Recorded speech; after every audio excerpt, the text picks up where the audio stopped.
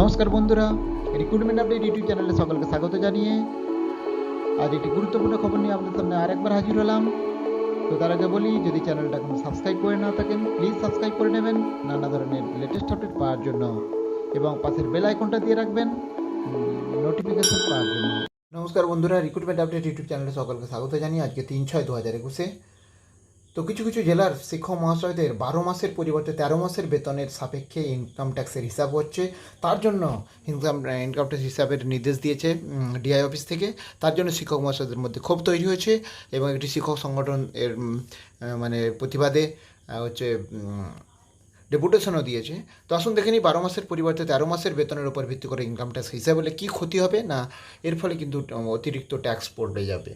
কারণ 13 মাসের মধ্যে ধরুন কারোর ইনকাম 5 লাখের মধ্যে ছিল 12 মাসে, তার কিন্তু 13 মাস হিসাব করলে তার কিন্তু অতিরিক্ত তাকে টাকা দিতে হবে। অনেকের মনে প্রশ্ন হতে পারে যে 13 মাস 12 মাসের পরিবর্তে 13 মাস হলে পরের মাসে নিশ্চয়ই পরের বছর 11 মাসের হবে। সেক্ষেত্রে প্রবলেমটা কী হবে? ধরুন কারো 12 মাসের হিসাবে কারো ধরুন 4,98,000 টাকা কারো টোটাল গ্রস ইনকাম ডিডাকশান করে এসেছে, ট্যাক্সেবল ইনকাম এসেছে। তার 12 মাসের হিসাবে 13 মাসের হিসাব করলে কি টোটাল গ্রসটা, তাহলে তাকে ট্যাক্স দিতে হতো না। কিন্তু যখনই 13 মাস হিসেবে হয়ে যাচ্ছে তখন তার ইনকামটা 5 লাখ ছাড়িয়ে যাচ্ছে, আর ওর মধ্যেও রাখতে পারছে না। তখন কী হবে যে 12,500 টাকা, যেটা 5 লাখ টাকার উপরে, সেই 12,500 টাকা কিন্তু আর পড়বে, প্লাস অতিরিক্ত যেটা সেটা কিন্তু পড়বে অতিরিক্ত। তাহলে এর ফলে কী হচ্ছে, শিক্ষক মহাশয়দের মধ্যে ক্ষোভ তৈরি হচ্ছে। তো আসুন এখানে বিস্তারিত কী রয়েছে তার আগে বলি, যদি চ্যানেলটা এখনো সাবস্ক্রাইব করে না তখন প্লিজ সাবস্ক্রাইব করে নেবেন নানা ধরনের লেটেস্ট আপডেট পাওয়ার জন্য, চাকরির খবর পাওয়ার জন্য, শিক্ষা সংগত খবর পাওয়ার জন্য। 12 মাসের পরিবর্তে 13 মাসের বেতনের ওপর ট্যাক্সের নির্দেশিকা, ক্ষোভ প্রকাশ শিক্ষকদের। গত বছরের মতো এবছরও বেশ কিছু জেলায় শিক্ষক কর্মীদের জন্য 12 মাসের পরিবর্তে 13 মাসের বেতনের উপর ট্যাক্সে দেওয়ার নির্দেশিকা আসতে চলেছে। এর ফলে বহু শিক্ষক শিক্ষাকে অতিরিক্ত ট্যাক্স দিতে হবে।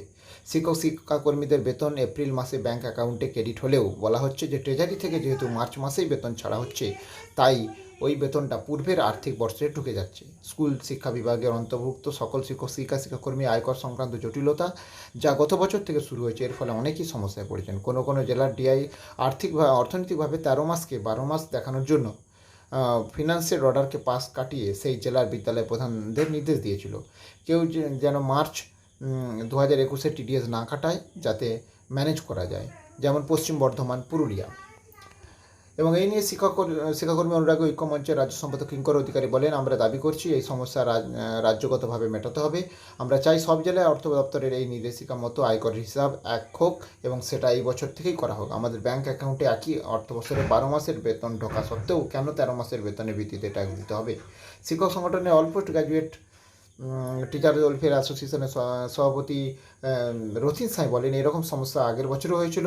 অনেকটা আলবানোর পর সমস্যার সমাধান হয়। হঠাৎ করে এই রকম নির্দেশের ফলে অনেকেই দুশ্চিন্তা পড়েছেন। হঠাৎ করে এক ধাক্কায় প্রায় 20,000 টাকা বা তার বেশি টাকা জমা করতে হবে। এই মুহূর্তে ট্যাক্স বাঁচানোর কোনো প্রকল্পে জমা দেওয়ারও সুযোগ নেই। বছরের শুরুতে না জানিয়ে অর্থ বছরের শেষে হবার পর এই রকম নির্দেশ কতটা যুক্তিযুক্ত? সংগঠনের পক্ষ থেকে সমস্যা সমাধানের জন্য ডিআই মাধ্যমিক ও ডিএম এডুকেশন ও বিভিন্ন ট্রেজারি অফিসদের চিঠি দেওয়া হয়েছে। অফিস খুললেই ডেপুটেশন দেওয়ার প্রস্তুতি নিচ্ছে শিক্ষক। এবং পূর্ব বর্ধমান জেলার শিক্ষাকর্মীরা এখন একরাশ ক্ষোভ ও দুশ্চিন্তা নিয়ে সমস্যা সমাধানের জন্য অপেক্ষায় দিন গুনছেন। প্রয়োজনে শিক্ষক সংগঠনের শিক্ষামন্ত্রী ও শিক্ষা দপ্তরকে বিষয়টি সমাধানের জন্য আবেদন করবে। তাহলে দেখলেন 12 মাসের পরিবর্তে 13 মাসের বেতন ধরে ট্যাক্সের হিসাব করায় কিন্তু শিক্ষকদের মধ্যে ক্ষোভ তৈরি হয়েছে, কারণ অতিরিক্ত অনেক টাকা কিন্তু তাদেরকে দিতে হচ্ছে। তো যাই হোক, এই আপডেটটা আপনাদের শেয়ার করলাম। ভিডিও ভালো লাগলে লাইক দেবেন, কমেন্ট দেবেন, আর যদি চ্যানেলটা এখন সাবস্ক্রাইব করে না থাকেন প্লিজ সাবস্ক্রাইব করে নেবেন। ধন্যবাদ। ফিরে আসছি পরের ভিডিও নিয়ে।